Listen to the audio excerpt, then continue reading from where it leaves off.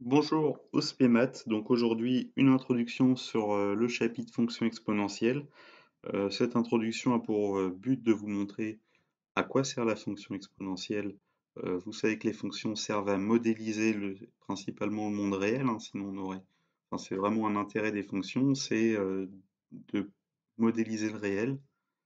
Et ici, donc le premier document qu'on va pas revoir, c'est un document pour présenter ce qu'on appelle à la découverte des équations différentielles, je l'avais donné au terminal STI, mais également à la découverte des fonctions exponentielles.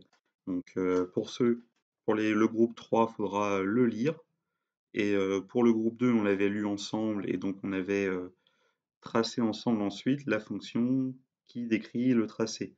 La fonction qui décrit, pardon, la température en fonction du temps. Et donc, je vous rappelle juste, c'était en fait la fonction température, il faisait 20 degrés à l'intérieur, il faisait -5 dehors. Et donc on disait, le refroidissement sera proportionnel à la différence de température entre la maison et l'extérieur. Et donc finalement, bah, on partait à 20 degrés et puis bah, ça descendait bien plus fort au début euh, qu'une fois un certain temps passé. Donc on avait une fonction qui descendait fort au départ et ici, voilà, elle décroissait de moins en moins et on arrivait comme ça à 5 degrés ici en limite. D'ailleurs, c'est une notion en maths, ça. On pourrait dire que la limite de la fonction température quand le temps va vers plus l'infini, bah, elle était égale à -5, d'accord? Parce qu'ici, à la fin, il fait -5 degrés.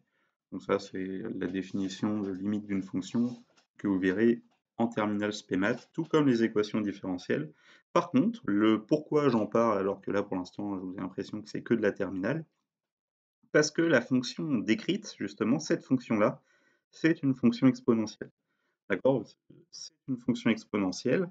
Et en fait, ces fonctions exponentielles, on les retrouve dans beaucoup de phénomènes physiques, parce qu'il y a beaucoup de phénomènes physiques, finalement, où euh, la dérivée ici, la dérivée t', elle était proportionnelle finalement ici à la différence entre la fonction et un nombre.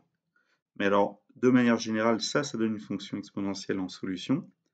Et donc, de manière générale, c'est tous les phénomènes physiques où la valeur de la variation d'une fonction qu'on note f', bah, elle sera quand elle est proportionnelle à la valeur de la fonction f. D'accord? Donc, quand on a une relation de de cette forme, f' c'est un certain nombre a fois f, eh bien les solutions, ce sont des fonctions exponentielles. Des solutions de ce qu'on appelle équation différentielle, une égalité qui relie une fonction et sa dérivée. Et donc, il y a beaucoup de phénomènes, et vous en avez déjà vu même en première, qui décrivent ceci. Alors, lequel? La désintégration radioactive déjà. Vous avez vu en enseignement scientifique. Si vous ne l'avez pas vu, vous devriez le voir d'ici la fin de l'année, soit ici en confinement, soit quand on sera de retour en cours, si un jour on l'est, espérons-le quand même.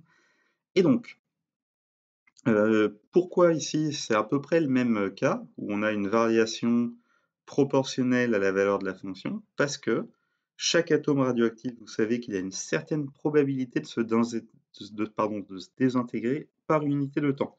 Et en temps de temps, il y a une probabilité de donnée que notre atome se désintègre.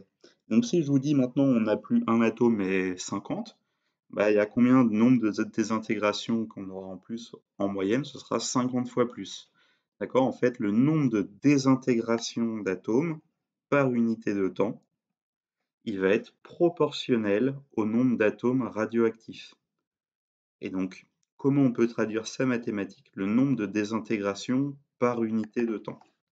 Eh bien, c'est ce qu'on va noter. Alors, si je note n, c'est la fonction qui décrit le nombre d'atomes en fonction du temps, eh bien la variation, ça va être delta n sur delta t.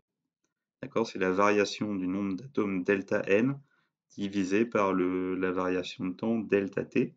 Donc, elle est proportionnelle au nombre d'atomes radioactifs. Donc, pour ça, on note moins a. Alors, on pourrait marquer a fois n de t. Mais comme ici, notre variation sera négative, on préfère, alors c'est l'usage, de mettre moins a fois n de t en précisant a est positif. Comme ça traduit bien ici qu'on a une variation négative. Et maintenant, précisons, c'est quoi ce delta n? Donc c'est la variation d'atomes, donc c'est le nombre d'atomes à un instant t plus quelque chose, qu'on va noter h, moins le nombre d'atomes à l'instant t. D'accord? C'est la variation ici entre le nombre d'atomes à l'instant t plus h et le nombre d'atomes à l'instant t. Delta t, qu'est-ce que c'est? Delta t, donc ça va être la valeur t plus h moins t, qui correspond en fait à la variation de temps qui est entre les deux instants. Donc ça vaut h. Et donc finalement, qu'est-ce que c'est ce delta n sur delta t? Eh bien, ça devient quelque chose qu'on a plus l'habitude de voir, ça devient ça. N de t plus h moins n de t sur h. C'est un taux d'accroissement. Et le taux d'accroissement, vous savez, après, il est assez vite relié à la dérivée, parce qu'ici, c'est l'unité de temps, elle est de t, mais si je veux une unité de temps infiniment petite, eh bien ici, l'unité de temps, pardon, c'était h. Et donc, si je veux une unité de temps infiniment petite, eh bien, il va falloir que je prenne h qui tend vers 0. Et donc, c'est ce qu'on fait, on va faire un passage à la limite.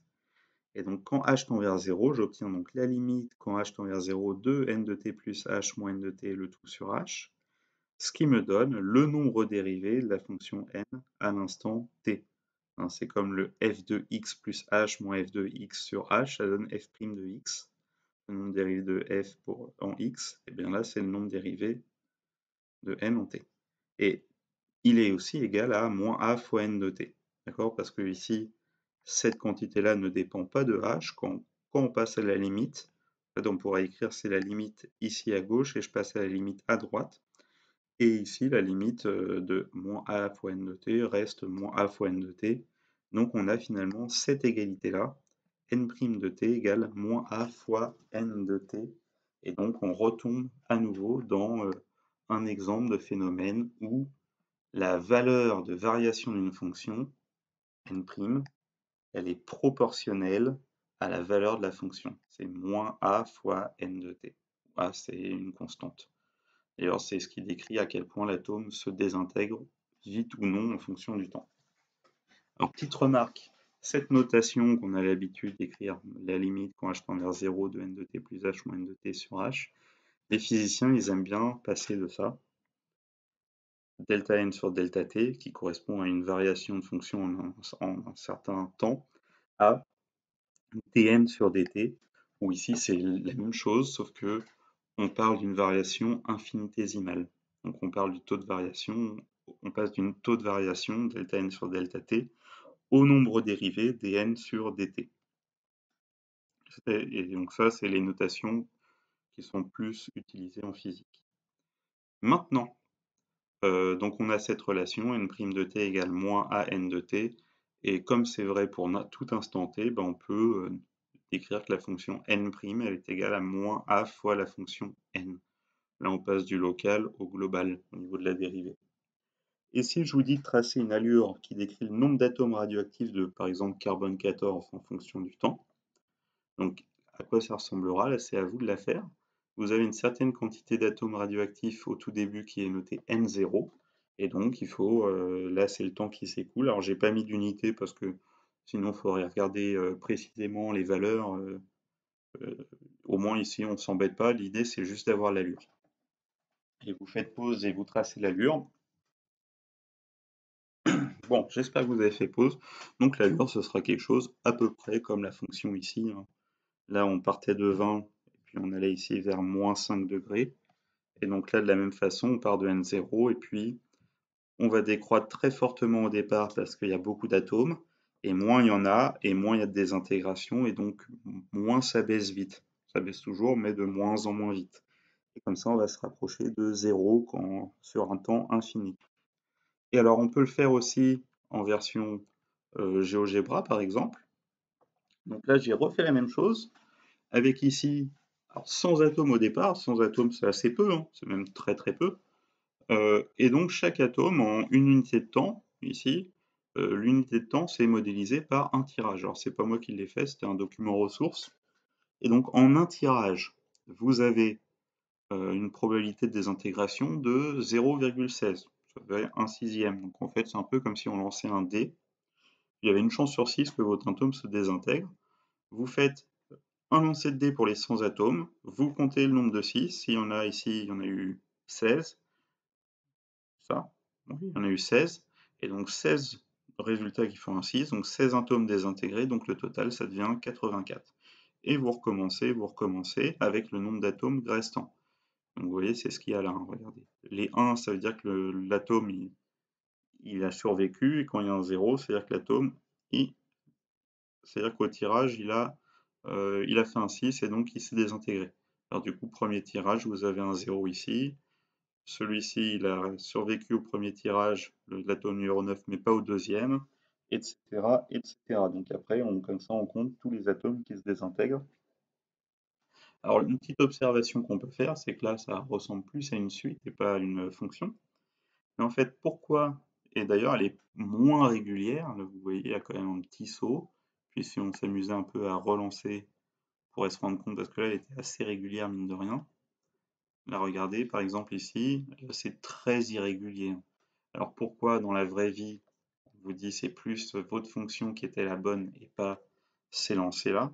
Parce que dans la vraie vie, quand vous regardez une certaine masse d'uranium qui se désintègre, même une petite masse de 100 grammes, 100 grammes, je pense qu'on est de l'ordre de entre une et plusieurs moles, ou je sais plus, je connais plus la masse molaire du carbone 14. Si, le carbone c'est quoi? C'est 14 grammes, je crois, la masse molaire. C'est 14 grammes par mol du coup. Donc si vous prenez une masse de 100 grammes, vous avez plusieurs moles. Et une mole, je vous rappelle, c'est 10 puissance 26 atomes. Donc là, on n'aurait pas 100, on aurait 10 puissance 26. Là, on est à 10 puissance 2.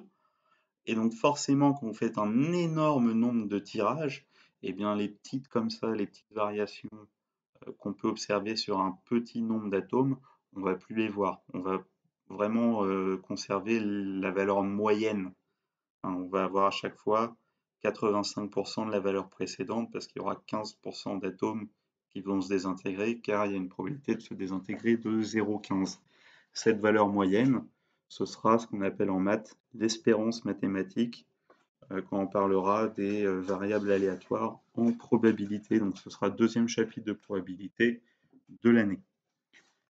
Donc, on revient à notre fonction, et cette fonction-là, à nouveau, c'est une fonction exponentielle.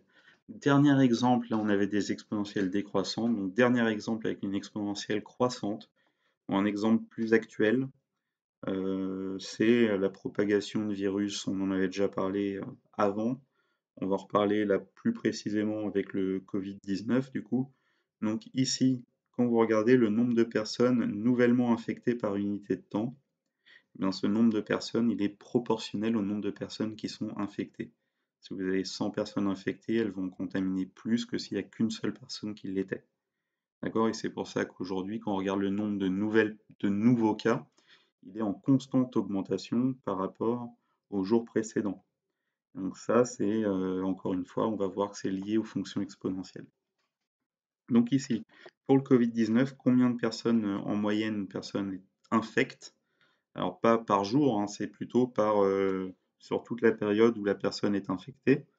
Donc on estime qu'elle infecte en moyenne entre 1,8 et 2,5 personnes. Alors maintenant, si j'appelle I le nombre de personnes infectées à chaque instant t, ben on aura quelque chose de cette forme-là.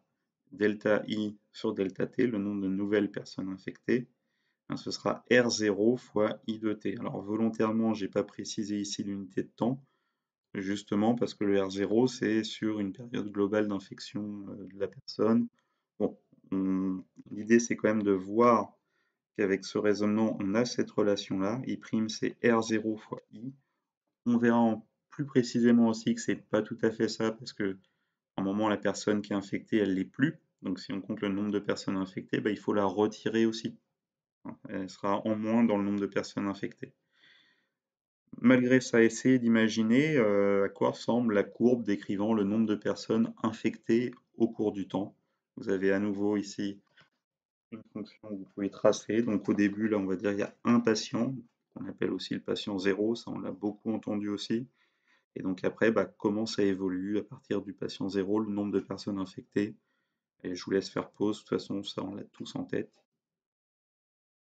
Bien. Alors vous l'avez fait, alors je ne sais pas si vous avez fait quelque chose d'exponentiel, donc qui monte comme ça toujours de plus en plus vite. Alors si vous avez pensé à la Chine et le nombre de cas, vous avez peut-être plus fait quelque chose comme ça, hein, qui s'est calmé à la fin. Ou alors la Corée du Sud aussi, hein. La Corée du Sud, ils sont dans ce genre de courbe. Nous, par contre, on est vraiment dans une courbe qui est encore malheureusement en train de monter de manière de plus en plus pentue. Donc ici, donc comment on peut le traduire? Alors, si je regarde, ça va être quelque chose comme ça du coup. Vous avez quelque chose qui fait ça. Et donc maintenant, alors, ce qu'il faut voir déjà, c'est qu'il y a plusieurs. Alors, ce que j'ai oublié de dire, c'est que on arrive à cette relation-là en faisant le même raisonnement qu'on a fait pour les atomes radioactifs. Et enfin, plusieurs limites au raisonnement, c'est que voilà, pour prendre en compte qu'une personne n'est plus infectée au bout d'un moment, bah, la vraie relation, ce sera plus davantage LCI', c'est R0 moins 1. Moins 1 qui correspond au fait qu'à un moment, la personne, elle n'est plus infectée. Il y aurait ici la variation du nombre de personnes, c'est le nombre de personnes que va infecter cette personne en moyenne, moins I de t. Donc on a le R0 moins 1 facteur de I de t ici. D'où cette formule-là qui serait davantage plus vraie. Et encore, hein, R0, c'est le nombre de personnes moyennes qu'une personne contamine sur sa période où elle est infectée. Et bien, avec le confinement actuel, l'idée c'était, hein, on l'entend tous, de réduire de 4 à 5 notre nombre de contacts moyens pour faire chuter ce R0. Parce que l'idée c'est que si ce R0 moins 1 en fait, si le R0 est plus petit que 1, et bien là, on obtient quelque chose qui ici est plus petit que 0, on obtient quelque chose de négatif. Et donc, si cette quantité-là devient négative, et bien à la fin, on est plus dans des fonctions, des exponentielles qui seront décroissantes. D'accord? L'objectif, c'est vraiment ça, d'obtenir une fonction décroissante à la fin, en tout cas le nombre de nouveaux cas qui décroît. Et donc, c'est ce que je voulais dire, cette relation n'est vraie qu'un temps, hein. Les mesures de confinement sont prises pour réduire le nombre d'interactions. Et donc ici, on pourrait dire que le R0, il dépend du temps. Et donc là, on rentre dans des modèles mathématiques beaucoup plus délicats, parce qu'ici, si en plus le coefficient de proportionnalité entre I' et I varie en fonction du temps, bah, ça devient de plus en plus délicat à tracer ce genre de courbe. À ce moment-là, on fait plus enfin, on va voir les fonctions exponentielles ne seront pas les bonnes fonctions. En tout cas, il faudra les tracer étape par étape. Alors ça, on pourra le voir, comment tracer la fonction exponentielle étape par étape d'ailleurs. Ce sera la méthode de Newton. Ce sera une autre vidéo. Ensuite, voyons si vous aviez la bonne intuition. Ça, c'est la Chine. Donc la Chine, on voit qu'il y a eu la phase exponentielle. Puis ensuite, ça s'est un petit peu tassé. Et donc, voilà, là c'est devenu plus linéaire. Et après, ça a décru. Et ben, du coup, la variation a baissé. D'accord? C'est toujours croissant, c'est le nombre de cas total, mais le nombre de nouveaux cas, lui, baissait. Et donc après, on arrive à, ici, depuis hier, je crois, c'est la première fois qu'il y a eu 0 nouveau cas en Chine. Donc ça, c'était la bonne nouvelle en Chine. Nous, malheureusement, alors ça non, ça c'est le nombre de personnes rétablies. Et ça, malheureusement, c'est le nombre de personnes, c'est le nombre de nouveaux cas dans le monde, hein, pas que en France.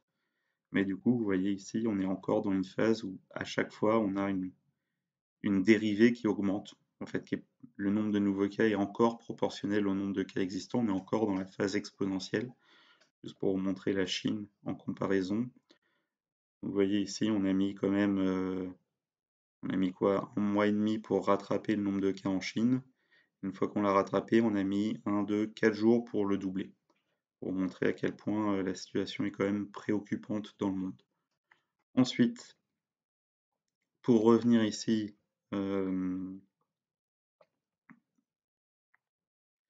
donc pour revenir quand même sur le lien avec le chapitre, c'est que la phase de propagation de l'épidémie suit quand même globalement une fonction exponentielle. Là, on est dans une dans une propagation exponentielle.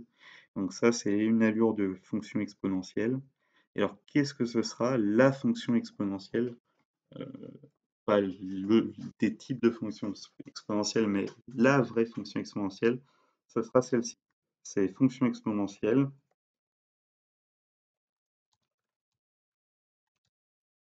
Donc c'est la fonction qui vérifie donc, la dérivée est égale. Là, tous les cas précédents, c'était proportionnel à la fonction. Et ici, c'est la dérivée est égale à la fonction. Coefficient de proportionnalité égal à 1. Et en plus, vérifiant f de 0, ça doit être égal à 1. Donc si j'ai s' égale f et f de 0 égale 1, c'est la fonction exponentielle. Alors, est-ce que cette fonction existe? Ce serait quelque chose à démontrer. Alors, l'existence n'est hors programme. Est-ce qu'elle est unique? On pourrait se dire, il y a plusieurs fonctions qui vérifient ça. Il se trouve qu'il n'y en a qu'une. Ça, ce sera un possible développement, enfin, un possible approfondissement du chapitre. Et en tout cas, ça, c'est la définition de notre fonction. Et c'est pour ça que sur le tableau des dérivées, dans le tableau des dérivées de fonctions, il y avait marqué exponentielle et la dérivée, c'était elle-même, parce qu'on a cette relation f' égale f. Et donc, la prochaine vidéo consistera à étudier cette fonction exponentielle, d'accord? Ça va aller assez vite, hein, ce chapitre. Et donc, les prochaines propriétés dans la prochaine vidéo, et ce qu'on peut retenir en bilan de tout ce chapitre, c'est l'image que j'ai perdue. Bon, bah, pas de bilan, vous aurez l'image sur le document PDF à télécharger. Allez, fin de la vidéo et bon confinement à tous. À la prochaine pour la prochaine vidéo.